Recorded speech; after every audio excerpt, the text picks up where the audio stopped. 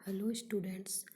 आज अपन जो अपनी physical chemistry BSc part second की इलेक्ट्रोकेमिस्ट्री फर्स्ट यूनिट थी, उसमें अपन ने लास्ट लेक्चर में देखा था कि जो ट्रांसपोर्ट नंबर है उसकी डेफिनेशन, उसको इफ़ेक्ट करने वाले कारक और उसकी कैलकुलेशन के लिए दो मेथड देखे थे। एक तो हिटॉर्फ विधि और एक थी चल सीमा विधि या मूविंग बाउंड्री मेथड। इन दोनों के द्वारा अपन ने कैटायन और एनायन का ट्रांसपोर्ट नंबर कैलकुलेट किया था। आज अपन अपने लेक्चर में देखेंगे इसका जो लास्ट पोर्शन है, एप्लीकेशन ऑफ कंडक्टिविटी मेजरमेंट्स, यानी जो भी अपन ने चालकता को ज्ञात किया है उसकी क्या क्या एप्लीकेशन है, उनका कहाँ कहाँ यूज़ होता है। तो इसके अंदर अपन सबसे पहले देखेंगे कि जो अनंत तनुता है उस पर दुर्बल विद्युत अपघट्य के लिए मोलर कंडक्टेंस के मान को ज्ञात करना। तो जो कंडक्टिविटी है उसके द्वारा अपन इनफाइनाइट डायल्यूशन पर वीक इलेक्ट्रोलाइट्स के लिए मोलर कंडक्टेंस ज्ञात कर सकते हैं। तो इसे किस तरह से ज्ञात करेंगे, ये इसकी फर्स्ट एप्लीकेशन है।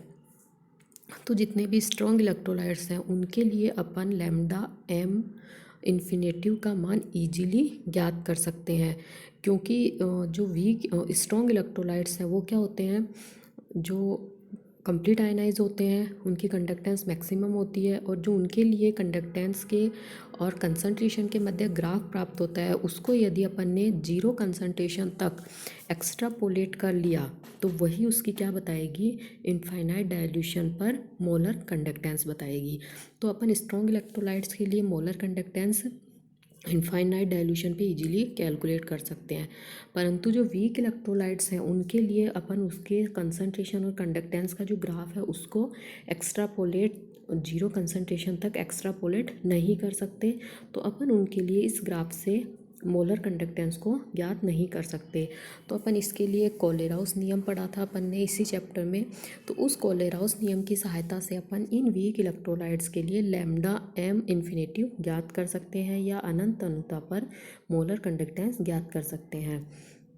ये जो नियम है ये क्या बताता है, ये नियम किसी भी पदार्थ की मोलर चालकता है वो उसमें उपस्थित विभिन्न आयनों की मोलर चालकताओं के योग के बराबर बताता है। यानी ये बताता है कि कोई भी पदार्थ है उसकी जो मोलर कंडक्टेंस है वो उसमें उपस्थित जितने भी आयन, धनायन और कैटायन हैं उनकी कंडक्टेंस को जोड़ के अपन प्राप्त कर सकते हैं। यदि वो एक से ज़्यादा संख्या में है तो अपन उसको मल्टीप्लाई कर लेंगे उनकी आयंस की कंडक्टेंस से। तो इस तरह से अपन किसी भी वीक इलेक्ट्रोलाइट्स के लिए कंडक्टेंस ज्ञात कर सकते हैं। इसे एक एग्जांपल के द्वारा समझेंगे कि जो अपना वीक इलेक्ट्रोलाइट्स है CH3COOH, इसके कंडक्टेंस को अपन strong electrolytes HCl, CH3COONA, sodium acetate व NaCl की मोलर कंडक्टेंस के द्वारा ज्ञात कर सकते हैं। तो जितने भी स्ट्रॉन्ग इलेक्ट्रोलाइट्स हैं इनकी अपन इनफाइनाइट डायल्यूशन पर मोलर कंडक्टेंस ज्ञात कर सकते हैं, यह भी अपन ने ऊपर बताया था। तो अपन इनके लिए एक इक्वेशन लिखेंगे जो कोलेराउस नियम के अकॉर्डिंग होगी। तो कोलेराउस नियम के अकॉर्डिंग अपन यहाँ 3 इक्वेशन लिखेंगे। अपन इनफाइनाइट डायल्यूशन पर जो कंडक्टेंस है उसको लैम्डा इन्फिनेटिव के द्वारा दर्शाते हैं या लैम्डा नोट या लैम्डा जीरो के द्वारा भी दर्शाते हैं। ये इन्फिनेटिव बता रहा है अनंत तनुता या इनफाइनाइट डायल्यूशन पे, और ये जीरो या नोट बताता है जीरो कंसंट्रेशन पे। बात एक ही है, यदि डायल्यूशन इनफाइनाइट हो गया तो उसकी कंसंट्रेशन वहाँ क्या हो गई, जीरो हो गई। तो मैं यहाँ लैम्डा नोट दर्शा रही हूँ। तो लैम्डा नोट ऑफ HCl है वो कितना आ जाएगा, lambda note H plus plus lambda note Cl minus. ये मैंने कोलेराउस नियम से लिखा है। इसी तरह सोडियम एसीटेट के लिख देंगे CH3CO माइनस की molar conductance plus lambda note of Na plus. एक धनायन है और एक एनायन है। इसी तरह NaCl के लिए लिखेंगे। अब अपन को ज्ञात करना है CH3COOH की। तो अपन क्या करेंगे, स्टार्टिंग की 2 इक्वेशन को ऐड करेंगे और थर्ड इक्वेशन को उसमें से माइनस करेंगे। तो देखिए मैं ये दोनों के राइट साइड को ऐड कर रही हूँ। H प्लस की कंडक्टेंस प्लस Cl माइनस की कंडक्टेंस प्लस CH3COH की कंडक्टेंस प्लस Na प्लस की कंडक्टेंस। उसके बाद तो तीसरी है उसको माइनस कर रही हूँ। तो माइनस Na प्लस की कंडक्टेंस माइनस Cl माइनस की कंडक्टेंस। इसी तरह मैंने ये राइट हैंड साइड में किया, इसी तरह लेफ्ट हैंड साइड में क्या करूँगी, इन दोनों को ऐड कर दूँगी, HCl प्लस CH3COO Na को, और NaCl की को माइनस कर दूँगी। यहाँ से Na प्लस से Na प्लस की कंडक्टेंस कट गई, Cl माइनस से Cl माइनस की कंडक्टेंस कट गई। तो अपने पास क्या बचा, H प्लस की कंडक्टेंस प्लस CH3COO माइनस की कंडक्टेंस इक्वल टू, इधर ऐसे कैसे बच गया। अब इसे अपन क्या लिख सकते हैं, एसिटिक एसिड, तो lambda M naught CH3COOH equal to lambda M naught HCl plus lambda M naught CH3CONa minus lambda M naught NaCl। तो ये जो अपना वीक इलेक्ट्रोलाइट्स था, इसकी molar conductance at infinite dilution है, वो इनकी मोलर कंडक्टेंस के द्वारा इजीली ज्ञात की जा सकती है। इसी तरह अपन एक अन्य एग्जांपल ले रहे हैं, NH4OH अमोनियम हाइड्रोक्साइड, जो कि वीक इलेक्ट्रोलाइट्स है। इसके लिए भी अपन मोलर कंडक्टेंस को इन स्ट्रॉन्ग इलेक्ट्रोलाइट्स की मोलर कंडक्टेंस से निम्न प्रकार से ज्ञात कर सकते हैं। उसी तरह करेंगे, यहाँ मैंने थोड़ा सा शॉर्ट कर लिया है, डायरेक्ट जो 3 इक्वेशन थी उनको ना नहीं लिखा है, वो आप यहाँ से समझ सकते हैं, कैटायन प्लस एनायन की होगा। तो मैंने क्या किया, अपन को NH4OH प्राप्त करना है, तो अपन इसको और इसको ऐड कर देंगे। तो NH4 plus NH4Cl plus NaOH minus NaCl, ये करेंगे अपन। तो इन दोनों के को ऐड करना है, तो पहले इसके लिए लिखूँगी lambda naught NH4 plus plus Cl minus की कंडक्टेंस प्लस Na प्लस की कंडक्टेंस प्लस OH की कंडक्टेंस माइनस Na प्लस की माइनस Cl माइनस की, ये दोनों प्लस और ये इसका माइनस। तो वही राइट हैंड साइड और लेफ्ट हैंड साइड को आपस में जोड़ दिया। Na प्लस Cl माइनस से Na plus Cl minus cancel हो गए, राइट हैंड साइड में ये बच गया और लेफ्ट हैंड साइड में ये बच गया। ये जो अपना NH4OH बन गया और ये आ गया एज इट इज़। तो ये क्या हो गया, वापस से वही वीक इलेक्ट्रोलाइट्स की molar conductance at zero concentration पे अपन स्ट्रॉन्ग इलेक्ट्रोलाइट्स के द्वारा निकाल सकते हैं। इसी तरह एक AgCl को भी बताया, वो मैंने डायरेक्ट फॉर्मुलेट कर दिया है। सेकेंड इसकी जो एप्लीकेशन है, ये तो थी अपन किसी भी वीक इलेक्ट्रोलाइट्स के लिए molar conductance at infinite dilution पे किस तरह से प्राप्त करते हैं। इसके लिए अपन स्ट्रॉन्ग इलेक्ट्रोलाइट्स का यूज़ करेंगे। सेकंड है अपनी वीक इलेक्ट्रोलाइट्स के वियोजन की मात्रा या का निर्धारण, यानी डिग्री ऑफ डिसोसिएशन। तो जो भी वीक इलेक्ट्रोलाइट्स है वो अपन को पता है कि कंप्लीट आयनाइज नहीं होते, जबकि जो स्ट्रॉन्ग इलेक्ट्रोलाइट्स हैं वो कंप्लीट आयनाइज होते हैं। तो यदि कोई भी दुर्बल अम्ल है या दुर्बल क्षार है, इसके वियोजन की मात्रा के मान अपन इनके विलयनों की विद्युत चालकता के द्वारा ज्ञात कर सकते हैं। और इनकी वियोजन की मात्रा के लिए फॉर्मूला है, वो क्या दिया गया है कि दी गई सांद्रता पर वीक इलेक्ट्रोलाइट्स की equivalent conductance upon infinite dilution पर उसकी इक्विवेलेंट कंडक्टेंस, यानी alpha equal to lambda upon lambda naught. यहाँ अपन लैम्डा और लैम्डा नोट की वैल्यू पुट करके वीक इलेक्ट्रोलाइट्स के लिए डिग्री ऑफ डिसोसिएशन कैलकुलेट कर सकते हैं। थर्ड है अपना वीक अम्लों and weak acids and base के वियोजन स्थिरांक डिसोसिएशन कांस्टेंट का निर्धारण। अपन जब अल्फा कैलकुलेट कर सकते हैं तो अल्फा से अपन उसके डिसोसिएशन कांस्टेंट को भी कैलकुलेट कर सकते हैं। तो पहले डिसोसिएशन कांस्टेंट की अपन डेफिनेशन देख लेते हैं। कोई भी वीक इलेक्ट्रोलाइट्स है ये डिसोसिएट होगा। यहाँ अपन ने अम्ल लिया है तो HA है वो डिसोसिएट होकर बना रहा है H plus plus A minus. Initial condition पे जब रिएक्शन स्टार्ट नहीं हुई थी, इनकी कंसंट्रेशन है 0 और ये है मान लिया 1।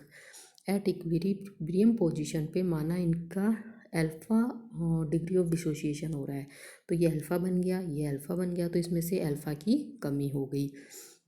इसके लिए अपन डिसोसिएशन कांस्टेंट लिखेंगे concentration of product upon concentration of reactant.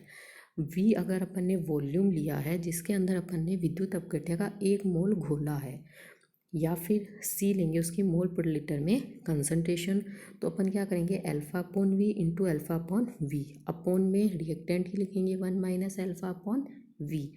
ये यहाँ हो गया अल्फ़ा स्क्वायर, ऊपर के V से एक V कैंसिल हो गया, एक V नीचे बच गया। V प्रोपोर्शनल होता है, इन्वर्सली प्रोपोर्शनल होता है C के, तो यहाँ मैंने V रखा है तो इसकी जगह मैं ऊपर C ले जाऊँगी। V और C को डिफाइन कर दिया। तो यदि अपने पास अल्फ़ा पता है इस तरह से, alpha equal to lambda upon lambda naught, तो यहाँ अल्फ़ा की वैल्यू पुट करके अपन उसकी डिसोसिएशन कांस्टेंट भी कैलकुलेट कर सकते हैं। ये भी इसकी एक एप्लीकेशन है। फोर्थ है अल्प विलयशील लवणों की विलयता का निर्धारण, यानी ऐसे सॉल्ट जिनकी सोल्युबिलिटी बहुत ही कम होती है उन्हें अपन कहते हैं स्प्रिंगली सोल्यूबल सॉल्ट्स। बहुत ही कम होती है ये। तो कुछ लवण होते हैं जैसे AgCl है, BaSO4 है, PbSO4 है, ये इतने कम विलय होते हैं कि अपन इनकी विलयता को किसी रासायनिक विधि द्वारा ज्ञात नहीं कर सकते, इसीलिए इन्हें लगभग अविलय माना जाता है। लेकिन जो कंडक्टिविटी कंडक्टिविटी एक्सपेरिमेंट्स हैं उनके द्वारा अपन इन अत्यंत अल्प विलयशील लवण की विलयता का भी निर्धारण कर सकते हैं कि इनकी कितनी सोल्युबिलिटी होती है। तो इसके लिए अपन ने AgCl का एग्जाम्पल लेके समझाया है कि मान लिया अपन को AgCl की सोल्युबिलिटी 25 डिग्री सेंटीग्रेड पे कैलकुलेट करनी है, साथ ही साथ अपन उसका सोल्युबिलिटी प्रोडक्ट या विलयता गुणनफल भी ज्ञात करेंगे। तो पहले अपन क्या करेंगे, जो अपना AgCl सॉल्ट है उसे अपन कंडक्टिविटी जल में घोल के धो लेंगे अच्छी तरह, ताकि उसमें जितनी भी घुलनशील अशुद्धियाँ हैं वो दूर हो जाएंगी। इसके बाद में अपन इस लवण को चालकता जो जल है उसमें एक सस्पेंशन सॉल्यूशन बनाएंगे और उसे गर्म कर लेंगे ताकि वो कुछ मात्रा में उस चालकता जल में घुल जाए। तो जब अपन उसे 25 डिग्री गर्म करेंगे और फिर उसे अपन 25 डिग्री सेंटीग्रेड तक ठंडा करेंगे, तो इस प्रक्रिया में AgCl की बहुत ही कम मात्रा यानी कुछ मात्रा उस चालकता मापी जल में विलय हो जाएगी और जितना बाकी का जो लवण है वो उसके पैंदे में या नीचे एकत्रित हो जाएगा।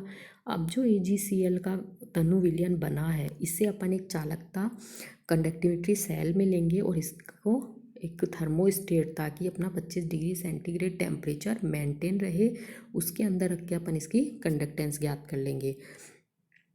ये अपन ने AgCl को जिस चालकता मापी जल में घोला है उस विलयन की अपन ने कंडक्टेंस ज्ञात की है, यानी उस चालकता मापी जल में AgCl की जितनी भी अल्प मात्रा घुलनशील हुई है अपने पास उस पूरे विलयन की कंडक्टेंस आ गई।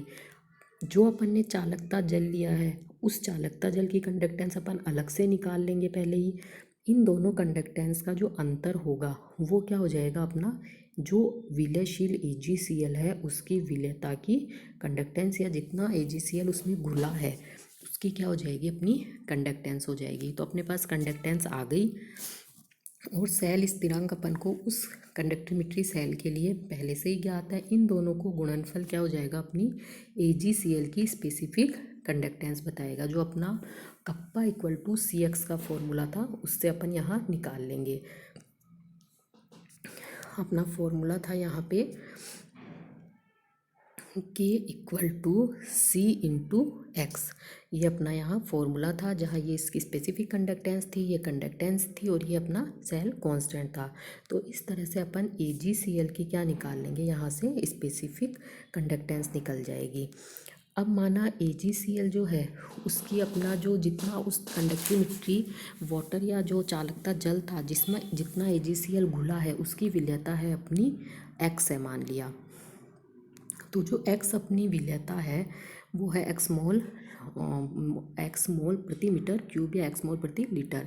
यही क्या हो गई, इस AgCl विलयन की कंसंट्रेशन हो गई। तो अपन इसे C = x मोल पर लीटर या मीटर क्यूब कहेंगे। अब अपन को इस विलयन की मोलर चालकता ज्ञात करनी है। स्पेसिफिक कंडक्टेंस अपने पास आ गई, कंसंट्रेशन अपने पास है, तो अपन इसकी स्पेसिफिक कंडक्टेंस किस तरह से निकालेंगे। स्पेसिफिक कंडक्टेंस होती है उसकी जो कंडक्टेंस है मोलर कंडक्टेंस है वो अपन निकालते हैं उसकी जो स्पेसिफिक कंडक्टेंस है उसके अंदर उसकी कंसंट्रेशन से डिवाइड करके। यदि कंसंट्रेशन मोल प्रति लीटर में है तो उसकी मोलर कंडक्टेंस आएगी, और यदि इक्विवेलेंट प्रति लीटर में है तो वो उसकी इक्विवेलेंट कंडक्टेंस आएगी। तो यहाँ अपनी जो कंसंट्रेशन है वो अपन ने मोल पर मीटर क्यूब में लिए, तो ये अपनी आ गई मोलर कंडक्टेंस। इस तरह से अपन AgCl के विलयन की या AgCl की मोलर कंडक्टेंस कैलकुलेट करते हैं जो घुलनशील हुआ है। अब चूँकि AgCl की जो विलयता है वो बहुत ही कम है, इसलिए जो इसकी मोलर कंडक्टेंस है इसे ही अपन क्या मानेंगे, इसकी जीरो कंसंट्रेशन या इनफाइनाइट डाइल्यूशन पे मोलर कंडक्टेंस मान लेंगे। यानी यही क्या हो गई, इसकी अपनी λm0 हो गई। इसे अपन अनंत तनुता पर, और यही क्या होगी अपनी Ag प्लस आयन और Cl माइनस आयन की मोलर कंडक्टेंस के योग के बराबर होगी। ये अपन ने कोलेराउस नियम से लिख दिया कि AgCl equal to Ag plus की कंडक्टेंस प्लस Cl माइनस की कंडक्टेंस। 25 डिग्री सेंटीग्रेड पर Ag प्लस और Cl माइनस की जो मोलर कंडक्टेंस है उसकी वैल्यू ये वाली होती है। ये यहाँ सीमेंज मीटर इन्वर्स इसकी यूनिट है, ये siemens metre square mole inverse unit है, और ये भी siemens metre square mole inverse जो इसकी मोलर कंडक्टेंस है उसकी यूनिट है। इस यूनिट इन वैल्यूज़ को अपन यहाँ पुट करेंगे तो ये जो लैम्डा एम नोट है ये अपने पास निकल जाएगा। इसको अपन इस इक्वेशन में रखेंगे तो अपना k upon X equal to आ जाएगा this 138.26 into 10⁻⁻4 siemens metre square mole inverse. अब अपन को चूँकि इसकी सोल्यूबिलिटी ज्ञात करनी है या कंसंट्रेशन ज्ञात करनी है तो अपन x निकालेंगे, तो जो स्पेसिफिक कंडक्टेंस है उसमें इसका भाग लगा देंगे तो अपने पास क्या आ जाएगा x, जो इसकी कंसंट्रेशन या इसकी सोल्यूबिलिटी है। ये अपने पास मोल पर मीटर क्यूब में आ गई। इसे अपन ग्राम पर डेसीमीटर या ग्राम पर लीटर में चेंज करेंगे तो इसके जो मोलिकुलर वेट है उससे इसको और मल्टीप्लाई कर लेंगे तो ये अपने पास आ गई AgCl की विलेयता। इस विलेयता के द्वारा ही अपन इसका विलेयता गुणनफल भी ज्ञात करते हैं। जो विलेयता गुणनफल होता है वो अपन इस तरह से ज्ञात करते हैं AgCl equal to Ag plus की कंसंट्रेशन और Cl माइनस की कंसंट्रेशन। अब जो Ag प्लस Cl माइनस है उनकी एस है दोनों की सोल्यूबिलिटी या कंसंट्रेशन, तो ये कितना हो गया अपने पास एस स्क्वायर। तो अपने पास ये जो AgCl की विलेयता आई है इसका अपन अंडर रूट लेंगे तो ये अपने पास क्या आ जाएगा इसका सोल्यूबिलिटी या इसकी अपन उससे इस फॉर्मूले से अपन इसकी सोल्यूबिलिटी और सोल्यूबिलिटी प्रोडक्ट दोनों ज्ञात कर सकते हैं। दोनों को इंटू करेंगे तो सोल्यूबिलिटी प्रोडक्ट आ जाएगा। तो इस तरह अपन AgCl के विलयन जो कि अल्प विलय था उसकी सोल्यूबिलिटी और उसके सोल्यूबिलिटी प्रोडक्ट को कैलकुलेट कर सकते हैं। ये अपने इसकी 4 जो एप्लीकेशंस थी वो देखी हैं। अभी इसकी 4 एप्लीकेशंस और हैं जिसे मैं अपने अगले लेक्चर में एक्सप्लेन करूँगी। Okay, thank you.